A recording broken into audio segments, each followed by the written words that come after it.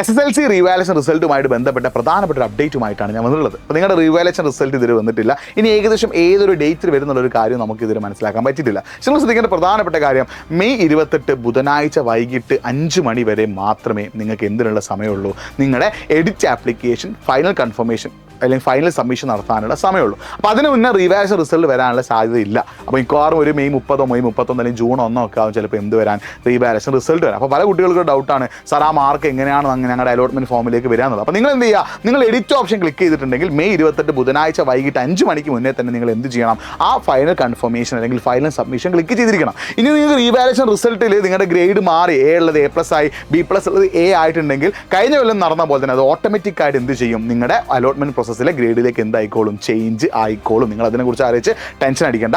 ആരെങ്കിലും edit option click ചെയ്തിട്ടുണ്ടെങ്കിൽ അല്ലെങ്കിൽ റീവാലുവേഷൻ റിസൾട്ട് വരാൻ വെയിറ്റ് ചെയ്യുന്നുണ്ടെങ്കിൽ മെയ് 28 ബുധനാഴ്ച വൈകിട്ട് 5 മണിക്ക് മുന്നേ തന്നെ നിങ്ങൾ എന്ത് ചെയ്യണം, അത് ഫൈനൽ കൺഫർമേഷൻ കൊടുത്തിരിക്കണം. അങ്ങനെ ഫൈനൽ കൺഫർമേഷൻ കൊടുത്തിട്ടില്ലെങ്കിൽ നിങ്ങൾ ചിലപ്പോൾ അലോട്ട്മെൻറ്റിൻ്റെ പ്രോസസ്സ് ഒന്ന് പുറത്താവാനുള്ള ചാൻസ് ഉണ്ട്. അപ്പോൾ നിങ്ങൾ റീവാലുവേഷൻ റിസൾട്ടിനായിട്ട് വെയിറ്റ് ചെയ്യരുത്. നിങ്ങൾക്ക് റീവാലുവേഷൻ റിസൾട്ട് വന്നതിന് ശേഷം നിങ്ങളുടെ ഗ്രേഡ് ചേഞ്ച് ആയിട്ടുണ്ടെങ്കിൽ അത് ഓട്ടോമാറ്റിക്കായിട്ട് ഇതിൻ്റെ ഉള്ളിലേക്ക് എന്തായിക്കോളും, ആഡ് ആയിക്കോളും. എല്ലാവരും മെയ് 28 ബുധനാഴ്ച വൈകിട്ട് 5 മണിക്ക് മുന്നേ തന്നെ എഡിറ്റ് ഓപ്ഷൻ ക്ലിക്ക് ചെയ്ത ആളുകൾ ഫൈനൽ കൺഫർമേഷൻ നിർബന്ധമായിട്ടും കൊടുത്തിരിക്കണം. ഓക്കെ, അപ്പോൾ ഈ ഒരു അപ്ഡേറ്റ് നിങ്ങൾ എല്ലാ ഫ്രണ്ട്സിലേക്കും എത്തിക്കുക. ഇത്ര അപ്ഡേറ്റ്സിനായിട്ട് nafi.edu എന്ന ഇൻസ്റ്റാഗ്രാം പേജ് ഒന്ന് ഫോളോ ചെയ്യുക. അപ്പോൾ റീവാലുവേഷൻ റിസൾട്ടിൻ്റെ ഡേറ്റ് നമുക്ക് ഒഫീഷ്യലായിട്ട് കിട്ടിയിട്ടില്ല. ഡേറ്റ് വരുമ്പോൾ ഞാൻ നിങ്ങളെ അറിയിക്കുന്നതായി.